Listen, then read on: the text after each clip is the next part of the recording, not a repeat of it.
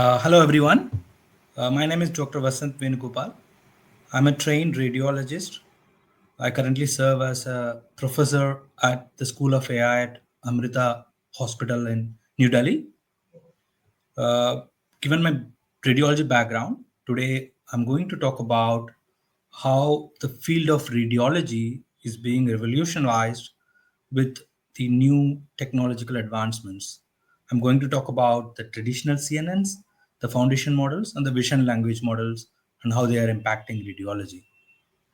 Let's kind of briefly look into the new healthcare AI narrative that's playing out. If you are following the news closely, you will know that the narrative is around AI beating the performance of AI combined with physicians, which again is much better than physicians alone. So this narrative has kind of propped up by a news article titled AI Chatbots Defeated Doctors at Diagnosing Illnesses. So that kind of took off very well. Celebrities like Elon Musk kind of tweeted about it. It basically is an article which talked about a research paper wherein chatbots independently defeated the performance of physicians as well as physicians using the chatbots in diagnosing disease conditions. We'll debunk this a little while later. The next narrative was set by another news article or opinion piece published in the New York Times, the concept of the robot doctor.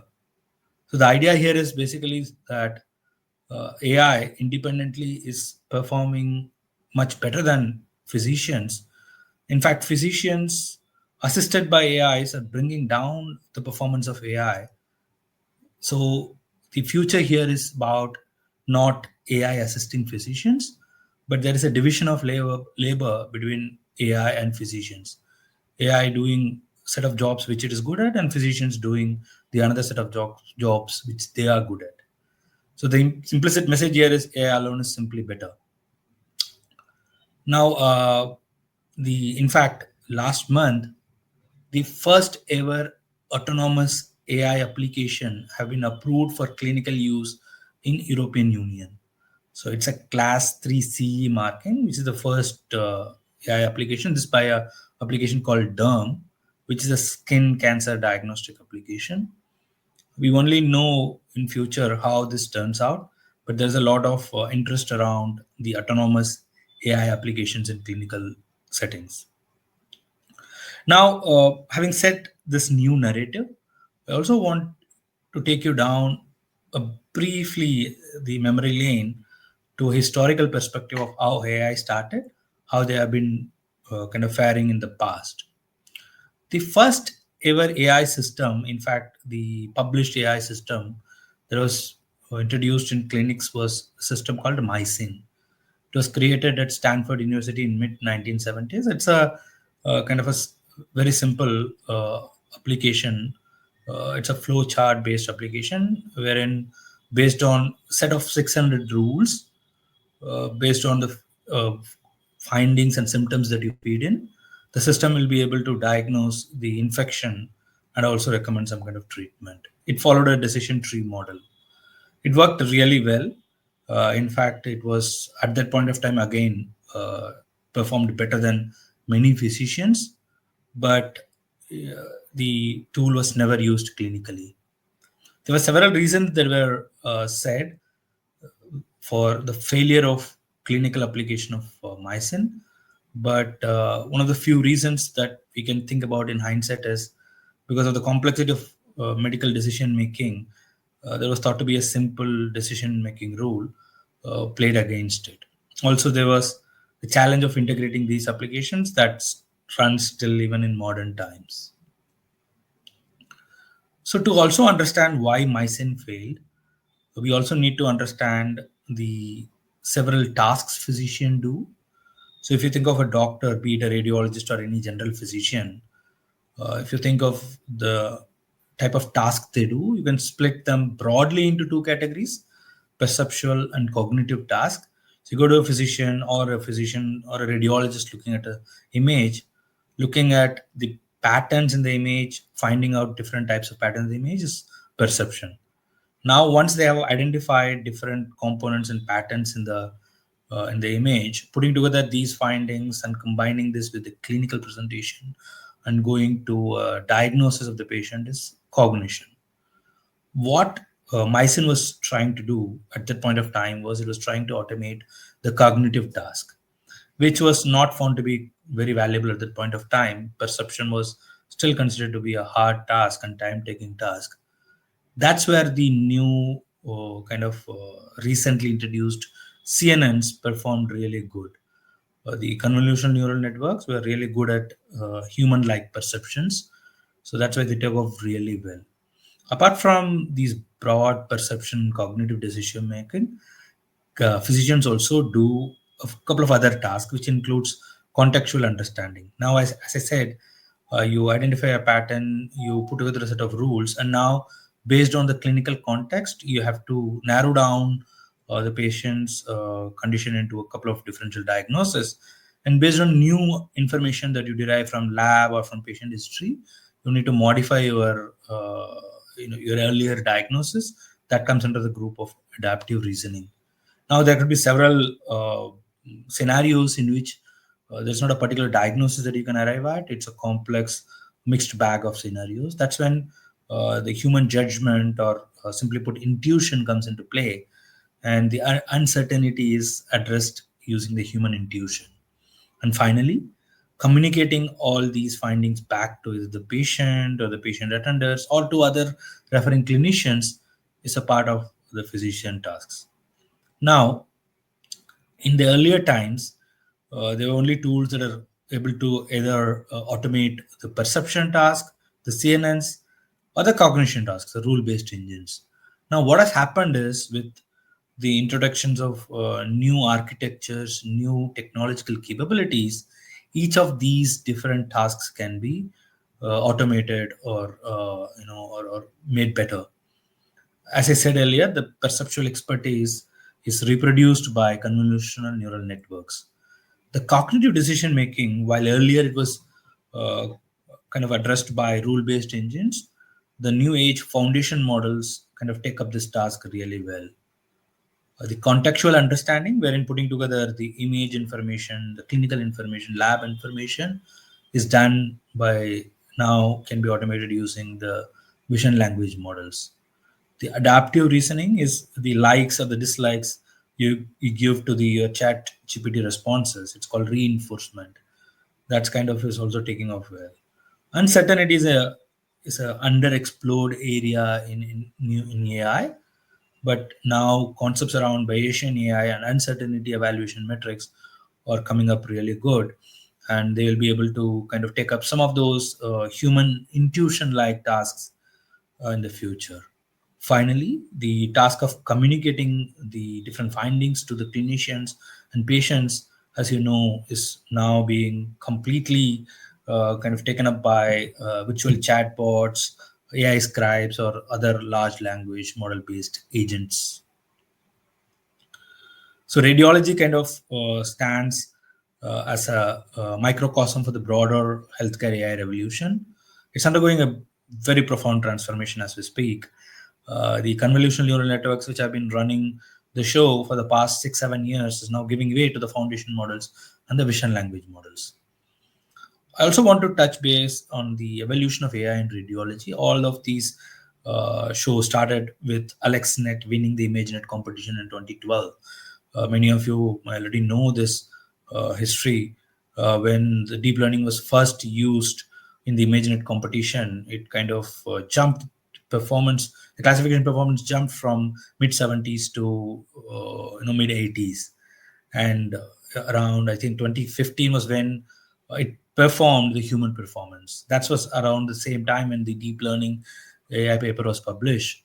Within around 1 year of the first paper being published in deep learning, FDA approved the first radiology AI application based on DL. There was by a company called Arteries. It was a cardiac MRI applications. Since then, it's been quite rapidly moving and fastly evolving. Last year, around close to 1,000 AI applications have been approved for clinical use, deep learning based AI applications. in the last couple of years, I've seen the rise of what we call as AI platforms. And last year, of course, has been fully the year of LLMs and foundation models.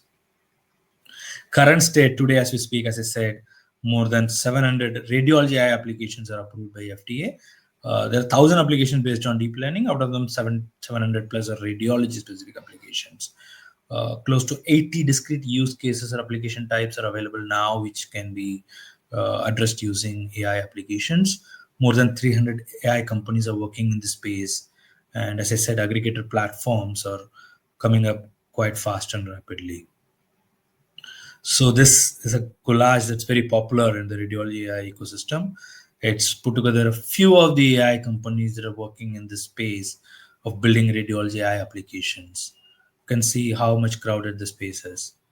And this picture is from ACR Data Central, which kind of divides the available AI applications, subgroups them into different radiology subspecialties, different anatomies, and the years that they have been cleared. As you can see clearly, there has been a rise in the number of AI applications that have been cleared year on year. 2024 show a little bit dip, but I'm sure 2025 will cover up for that. And this is how we split the clinicians split the radiology AI applications. We try to make sense of this huge array of applications by splitting them into a couple of different axes. One of the axes that we approach them is how do they fit in the clinical workflows. So if we think of a radiology workflow, it starts with acquisition of image. The image may be acquired for screening for a condition, or maybe for a diagnosis of a condition, or for emergency conditions. So the applications can be split into these different applications. The left panel are those applications which are used on the image to improve their quality, like the super resolution applications. And there are applications which are used in screening for disease conditions like tuberculosis or cardiovascular disease, or maybe lung cancer or breast cancer. And there are applications that are useful in diagnostic conditions. So like diagnosing maybe musculoskeletal fractures, spine diseases, prostate cancer, thyroid cancer, and so on. And finally, applications which are used for triaging patients who are attending emergency care. If there is a mass casualty and there are 300, 400 patients that are showing up, to identify which of these patients need immediate care because of either a brain bleed or because of their fracture, can now be triaged using these AI applications. On the left side of the image, you can see that we also categorize these applications based on the modality in which they can be used. So broadly, the modalities in radiology include X-ray, CT, MR, and ultrasound. So there are applications that are available for each of these different modalities. Most of the applications that are available today address the X-ray modality. Very few applications are there for MR, but a good number of applications are available for CT and ultrasound.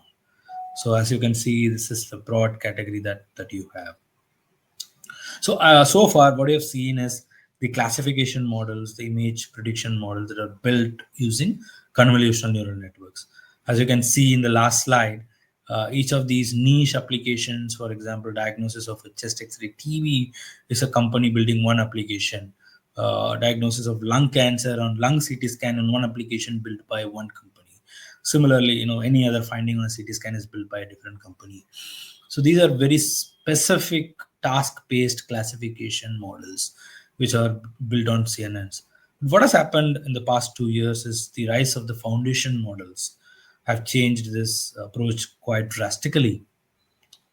The foundation models, as many of you know, are basically very large pre-trained machine learning models. They are initially trained on general features on big data, and then they are fine-tuned to very narrow specific tasks. It could be a chest X-ray or lung CT or anything.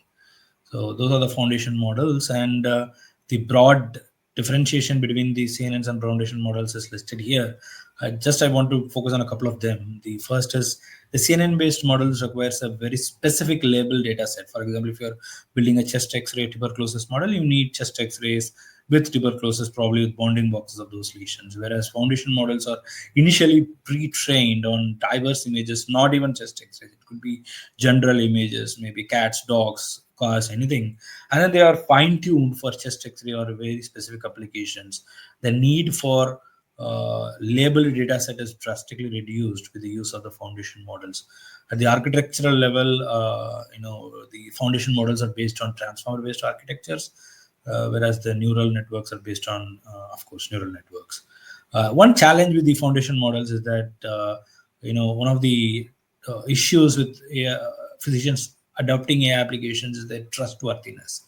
Explainability was kind of to a greater extent good with the CNN based models, whereas with the foundation models, that's going to be a whole new task to build explainability around the foundation models. That's the challenge that is lurking behind. And whereas the CNN models are now being widely used across different settings for different applications, the application of foundation models is still emerging. It's being explored. The real world AI applications are still being explored. One of the popular foundation models that has been released is by the Google Chest X-ray Foundation model.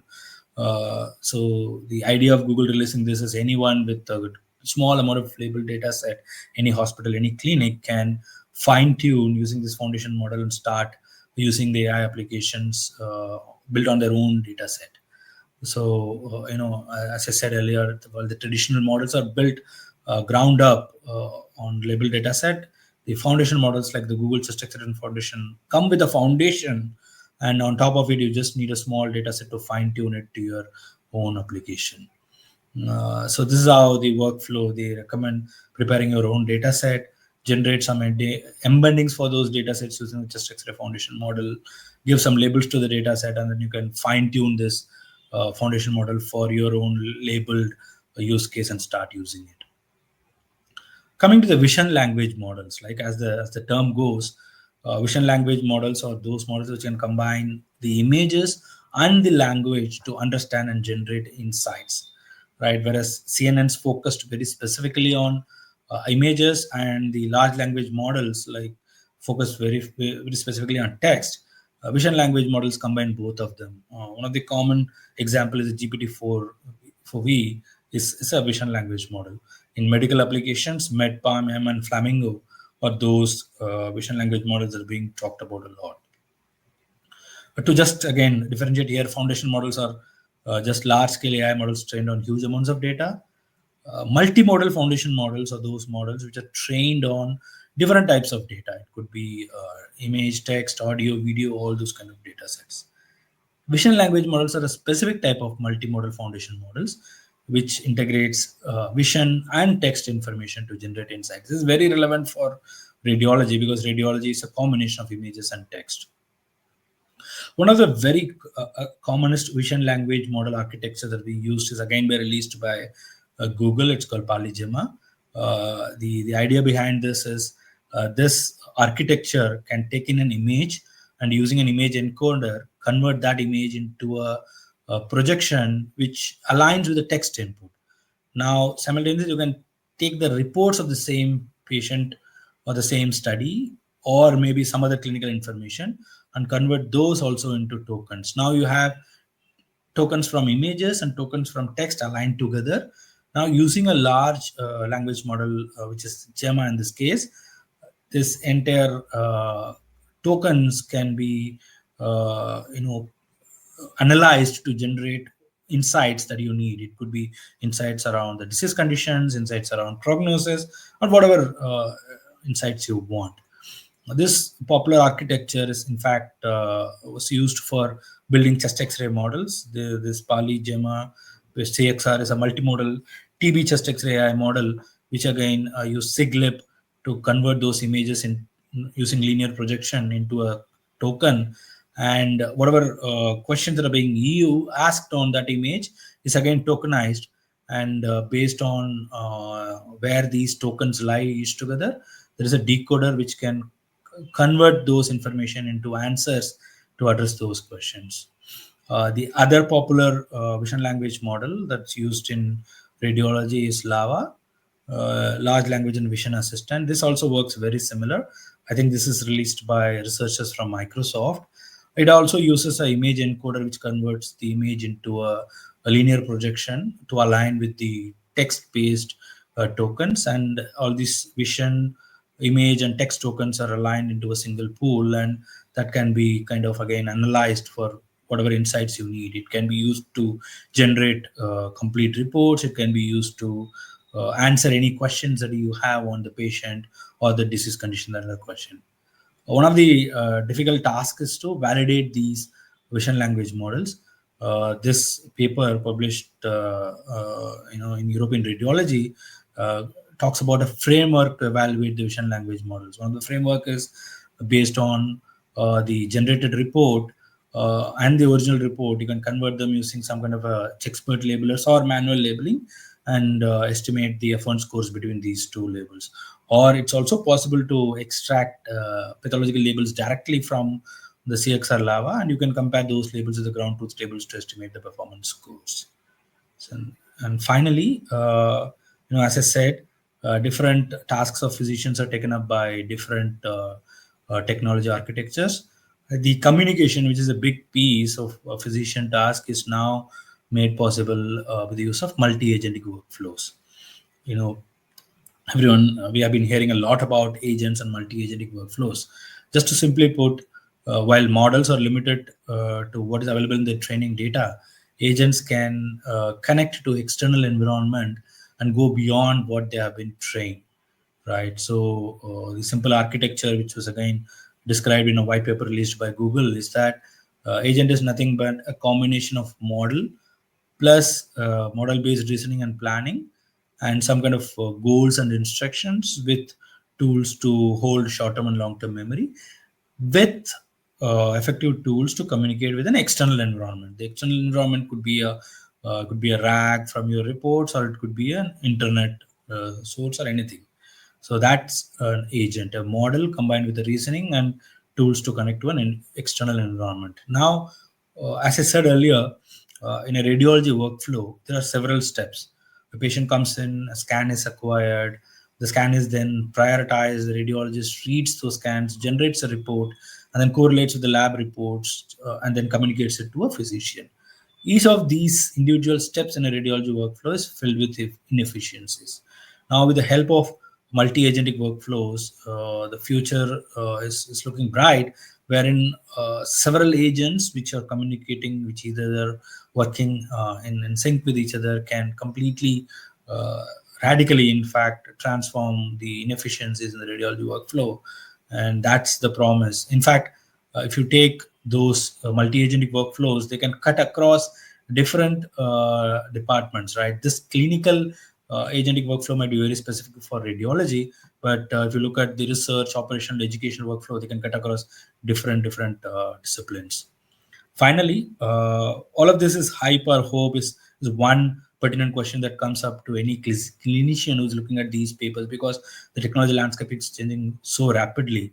I want to take you back to 2019. In 2019, Gartner came up with a hype cycle wherein you can see that the deep learning neural network was the peak of hype, whereas now in 2022, in fact, 2024, the deep learning has fallen through the trough of disillusionment, and now we are looking at the slope of enlightenment. Whereas generative AI and multimodal AI are now hitting the peak. There are going to be failures, there are going to be kind of disappointments, but a couple of years down the line, we are going to see applications that are going to show promise. You have to stay put here. Finally, debunking the first concept I said here, wherein a study showed that the LLM alone performed better than LLM at physicians. If you deep dive into the study, you can know that you can read that the study in fact assessed diagnostic reasoning, not direct diagnosis. That was misquoted in the headlines, and the study was only done on just 6 hand-picked medical cases, which is quite surprising. And so several papers have analyzed the applications of GPT in for different kind of clinical applications. All of them have come out to the conclusion that the problems with LLMs include non-reproducibility, non-comprehensiveness, incorrect outputs, some safety concerns, and biased outputs.